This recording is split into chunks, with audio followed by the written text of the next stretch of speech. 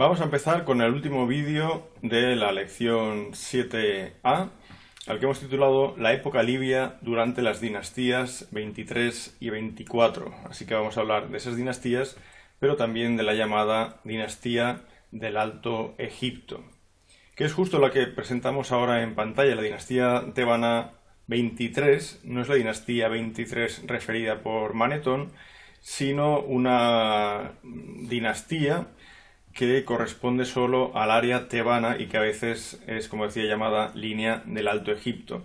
La cronología que veis aquí es la elaborada por Jürgen von Beckerath, pero no es la única cronología del periodo. Tenemos más y podéis observar comparando unas y otras que hay pequeñas variantes. En todo caso, lo que me interesa aquí presentar es un primer rey de Tebas, que es Arsiese, que llegó a tener antes el título de primer sacerdote del dios Amón y que por muchos autores se asocia a Sheshonq II. Sheshonq II fue un efímero rey tanita, hijo de Osorkón I, pero también de Matkara, hija del último rey de la dinastía 21, por lo que se trata de un personaje importante.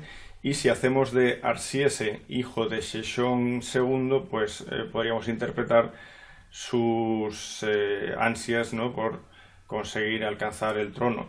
En todo caso, esto no está absolutamente demostrado y él aparece solo como rey en Tebas. De hecho, se enterró en Medinet Abu, en una zona cercana a las capillas de las divinas adoratrices de Amón.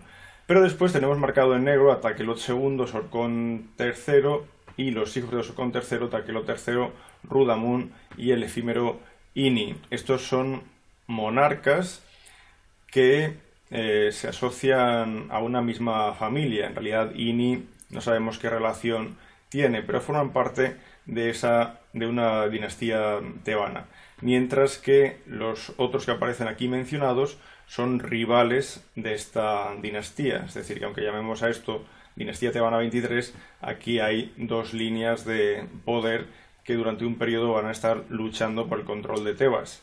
Dentro de la dificultad que tiene el estudio de este periodo, hay una serie de inscripciones que nos ayudan en cierta medida a recomponer la cronología relativa del mismo, y son las inscripciones del muelle de Karnak. En este lateral del muelle tenemos inscripciones aparentemente sin importancia, que servían para marcar a qué altura llegaba la inundación del Nilo, pero sí que tiene mucha importancia dado que se trata de inscripciones con fechas dobles. Por ejemplo, en el texto 24, uno de los muchos que hay aquí, se habla de la inundación que tiene lugar en el año 12, que ha de ser año 12 de Sheshonq III, rey en Tanis, que corresponde al año 5 de Padibastet. Padibastet es un rey que eventualmente gobernó en Tebas, y esto tiene lugar durante el pontificado de Arsiese.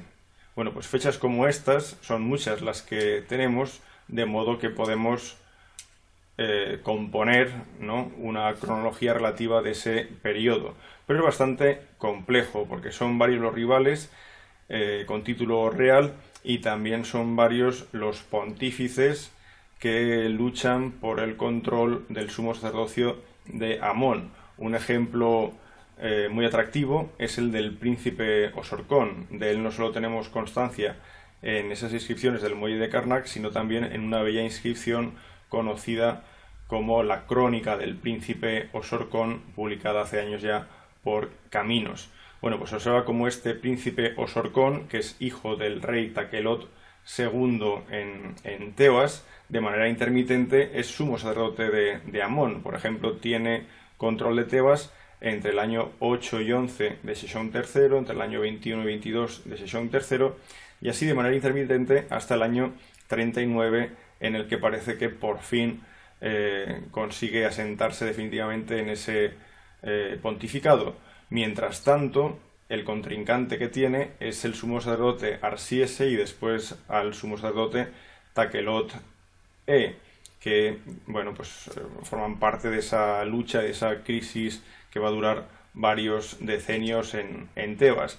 Finalmente, el príncipe Osorkón se hace con el poder en Tebas y llegará a ser titulado rey. Solo como rey prácticamente tiene un gobierno de 30 años, con lo cual podemos imaginar que fue una persona que llegó a una edad bastante avanzada.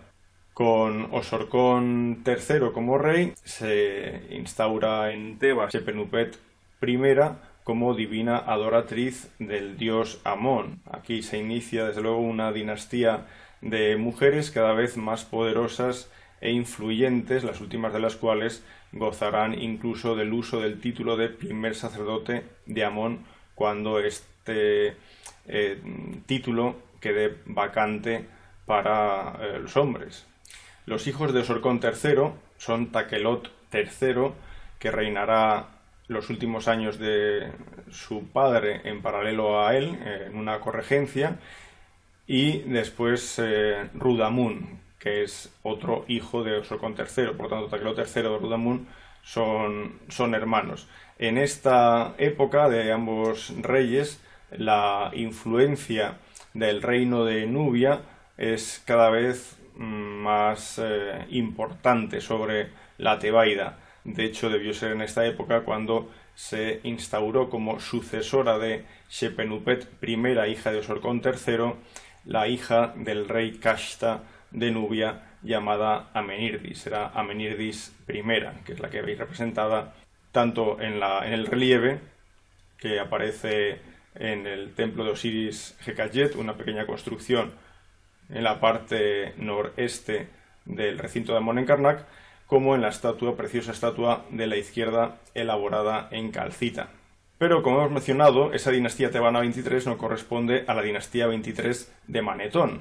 Manetón, o sus compiladores Africano y Eusebio, nos hablan de varios monarcas. Nos hablan de Petubates, que ha de ser Pedubastet, o Padibastet, mejor dicho, Osojo, que correspondería a un Osorkón, y finalmente Samus y Set, para los que no encontramos correspondencia, pero para cuya identificación o comprensión sí que existen varias hipótesis que no podemos comentar, pero que si os interesa, podría ser interesante que consultarais este artículo que os indico en la pantalla ahora.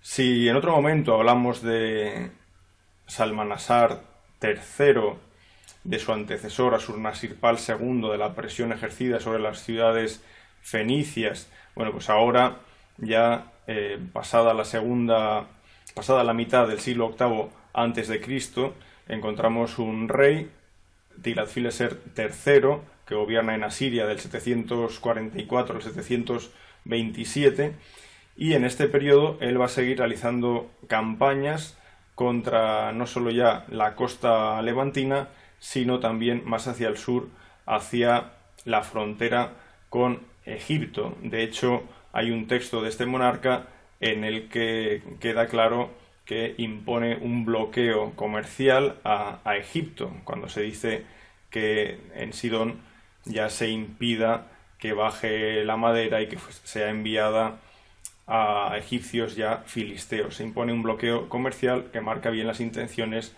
de este monarca. Y por otra parte será Salmanasar V, que es sucesor de Tiglat-Pileser III, quien lleve la presión ya al reino de Israel, de modo que el último rey de Israel, llamado Joseas, pida ayuda, según aparece en este texto del Antiguo Testamento, a So, rey de Egipto, para salvarse, ¿no?, de esa presión asiria. No sabemos quién es So, pero muy probablemente So es una abreviatura de Osorkón, y probablemente, como decía, Osorkón IV, que sería rey de la dinastía 23, en este caso la dinastía 23 de Manetón. La caída de la capital de Israel, Samaria, tuvo lugar aproximadamente hacia el año 722. Claro, en este momento Egipto no es un país fuerte y unificado. En este momento Egipto es un país completamente fragmentado. Fijémonos en qué aspecto podía ofrecer el delta en aquella época. Aquí hay multitud de señoríos independientes. Por una parte, el territorio del noreste, que quedaría bajo el mando de los reyes. Primero, acordémonos de aquel Sejong V, último rey de la dinastía 22, pero ahora estamos hablando de la dinastía 23 y por eso os indico aquí reino de Tanis Bubastis. Ese sería el reino de Osorkon IV, por ejemplo, el que intentó ayudar o al menos al que se le pidió ayuda por parte del último rey de Israel. Pero aparte de eso tenemos grandes jefaturas de los Ma. Los Ma son los Mashawash, una tribu de origen libio de la cual ya hablamos en la época ramésida. Tenemos también varios reinos, no solo ese de la dinastía 22-23, reino de Tanis Bubastis, sino el reino de Leontópolis, el principado de Atribis, el principado del oeste, y solo esto en el delta, pero el Alto Egipto también presenta divisiones, como veremos ya en la segunda parte de la lección 7. Podemos observar también el creciente poderío del señor que gobierna desde Sais, en Tefnach. Tefnach tiene el título de grande de los Libu y también grande de los Mashawash. Y al final del reinado de Sejong V, último rey de la dinastía 22, el rey de Tanis, observamos como ese poder de este Tefnach, que es libio, como vemos, cada vez es más grande, de modo que al final utiliza unos títulos que incluyen el de grande del oeste, o sea, traducido a veces como príncipe del oeste, es decir, llega un momento en que este señor de Sais ya controla todo el oeste del delta y va a intentar expandir más su área de influencia.